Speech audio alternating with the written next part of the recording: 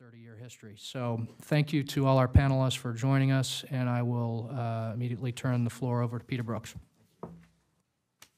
Thank you, Randy. Good afternoon. It's a great pleasure to be here. This is my first time in this facility. It's really quite beautiful, really terrific. Thank you to Project 2049 for having me here today. It's a great pleasure to appear on this panel with Shirley and Joseph. And it's great to see so many friends out there in the audience, some folks I haven't come across very recently. If I understand, my charge today is to talk a little bit about, indeed, I think as Randy put it in the email, reminisce about such legislation as the Taiwan Relations Act, the Taiwan Security Enhancement Act, that played an active role in the policymaking when I was here on the Hill and at the Pentagon, which is getting to be a while ago now. As many of you know, my area of responsibility at Heritage has widened significantly beyond Asia, so I had to dust off some really mental cobwebs, especially when thinking back 10 years or so now. In fact, as I was coming in, somebody mentioned to me, says, I haven't seen you do much on Taiwan lately. And in some ways, because I'm dealing with the Irans and North Koreas and Russias of the world, that's probably a good thing, because I tend to deal with the troublemakers. But I have to, before I begin, I also want to mention that, Randy, you really kind of frightened me when you sent me that email, because you were talking about letters and other things that I supposedly had a hand in from the period when I was on the Hill that I don't quite remember. So I guess you really can't escape your past. Anyway, I guess I'm biased, but I guess I still see the TRA as one of the landmarks of U.S. Foreign policy legislation. I mean, remarkably, it has endured for over 30 years now, which is difficult to do considering how dynamic foreign affairs are. There aren't too many other pieces of legislation that I can think of that have stood the test of time in this way, especially in foreign policy. It's really in a class all of its own. And I think it has served us well as a foundation for our policy towards Taiwan and China for 3 decades now. And we're really indebted to a lot of people. In fact, I'd really like to make mention of Ambassador Harvey Feldman, who, as you know, recently passed, who was a major driver of this piece of legislation and was instrumental in crafting it and delivering it into law back in 1979. He'll certainly be missed, but if you think about the TRA, his legacy as a diplomat and as a person of foresight really still lives on with us. But the TRA is more than a piece of legislation. I would even suggest the TRA has helped keep the peace across the Taiwan Strait all these years, which in itself is a great testament to its status among foreign policy legislation. Of course, as the great American philosopher Yogi Berra reportedly said, it's tough to make predictions, especially about the future. I think he's right. As this august group knows here today, the same is true about the situation across the Taiwan Strait. It's hard to predict what will happen today, much less what will happen over the medium or the short, medium, and long term, especially with the tremendous changes we're seeing in China today. The fact is that we can't always predict incidents, misperceptions, or miscalculations, even changes in democratic government, which could tragically lead us in a direction of or to conflict in the Taiwan Strait that would involve a number of major powers, including the United States. Fortunately, the Taiwan Relations Act provides us an anchor in a sea filled with very strong tides and currents, some quite hazardous. The TRA provides the Hill, Capitol Hill, with an ample stick to guide the policies of the prevailing administration, whichever that might be, in its critical oversight role of U.S. foreign policy, where the President and the executive branch clearly have a number of distinct advantages over the Congress in directing day-to-day U.S. foreign relations. But a well-crafted piece of legislation, such as the TRA, actually levels the playing field in a way between the legislative and executive branches. I recall using the TRA pretty regularly during my days on the Hill, through my boss, of course, at that time was another great champion of the TRA, chairman of the House International Relations Committee, Ben Gilman, who is a tremendous friend of Taiwan and has been had a tremendous interest in the peace and stability in East Asia. While one can see what they want in the TRA, as some people have said, called it a Rorschach test, you'll see whatever you want to see.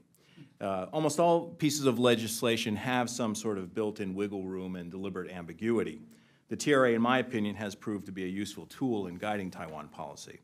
As I recall, we were able to reference it in letters to the President, Secretaries of Defense and State, some that probably landed on Randy's desk. Actually, that's where I think we met many years ago when he was at the Pentagon and I was up on the Hill. And in meetings with the senior executive branch officials as a basis for addressing issues that we felt need to be looked at. In a certain sort of way, it's almost like quoting the Bible. Very few people are willing to quibble with its wisdom. The TRA has gravitas. Although perhaps I've missed it, I don't believe I've heard much out of the new administration on the TRA. If this is indeed the case, they should reaffirm the TRA as a foundation of our Taiwan policy, especially this time of year when it's on its 30th anniversary. Beijing can have no illusion with regard to America's commitment to Taiwan's security. Unfortunately, I think there has already been some question about our commitments to human rights in China as a result of some recent comments. In my mind, this only amplifies the need for some reaffirmation of Taiwan policy. In its wisdom, the TRA mandates arms sales that allow Taiwan to maintain a sufficient self-defense capability.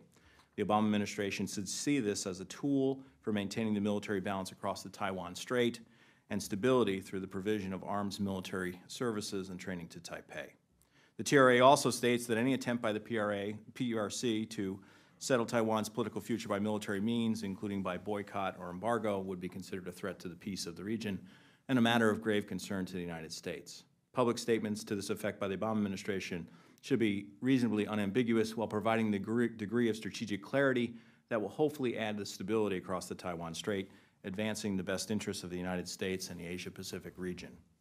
Of course, it's no surprise that the Chinese have latched onto our adherence to the TRA and have used the anti-secession law, I would suggest, as a foil of sorts to repost our referencing the TRA in U.S. policy as a basis for our relations with Taiwan.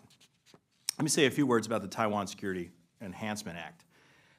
Truth be told, at first I wasn't a very big fan of the idea. And this probably would surprise people, but I'll explain. As I recall, I think it was generated out of the Senate. At that time, and this is, I guess, in the late 1990s, I felt that quiet diplomacy by the Congress with the State Department and with the Pentagon, with people like Randy, was having a very positive effect in advancing a number of issues that we felt needed to be addressed. We were making progress. I was concerned that trying to ram a bill down the Clinton administration's throat would cause them to dig their heels in on some important initiatives, which we had made progress on already. I was afraid that in the end, the TSEA would prove counterproductive. I was also concerned that it might tie the hands of the next administration, which I had hoped would be Republican. But in the end, I was convinced that the threat of passing a modified TSA, it went through several modifications, could be used as a tool to leverage the administration on policies towards Taiwan. As you know, the threat of legislation, anybody who works up on the Hill, the threat of legislation can be as effective as passing a piece of legislation itself. But in the end, I think the TSA had even a more important effect in that it served as an incubator for some really good ideas on Taiwan policy that I think were eventually implemented by the Bush administration when I came into office. I think the end of the annual arms sales circus, as I would say it was, by the Bush administration was one of them. I was often amazed and frustrated by the politics and gamesmanship involved in the annual arms sales talks by both sides, and I was only an observer as a Hill staffer. Although I have to say that despite the end of the annual arms sales in 2001, or the arms sales talks, in some ways the process didn't get any easier. This time it was on Taiwan's end. Just remember what Yogi Berra said. In the end, the potentially unsettled security waters of the Taiwan Strait will likely to continue to be a challenge to the United States for some time to come. It's going to require skilled, thoughtful navigation skills on the part of policymakers, both here in the Congress and in the administration. The prospects for stability across the Taiwan Strait over the next several years are uncertain. The People's Liberation Army is involved in a significant military buildup that strengthens China's ability to determine Taiwan's future militarily if it so chooses. The United States maintains a strong interest in assisting the democratically elected government of Taiwan to deter the PRC's use of force and ensuring that Taiwan has sufficient defense capability to defeat the PRC's efforts should deterrence fail. An appropriate policy would include promoting peace and stability in the region, ensuring the security of Taiwan's democracy, not forcing democratic Taiwan into a forced political marriage with an authoritarian China, deterring Chinese military moves against Taiwan through American military readiness. But Taiwan must also do its share in providing for its own defense through a robust defense budget for personnel, readiness, and armed purchases, as well as reforming the defense establishment to meet the rapidly evolving challenges across the Taiwan Strait. I know this was one of our important efforts while I was at the Pentagon. The United States rightfully expects Taiwan armed forces to be able to fight efficiently and effectively should they be called upon to do so.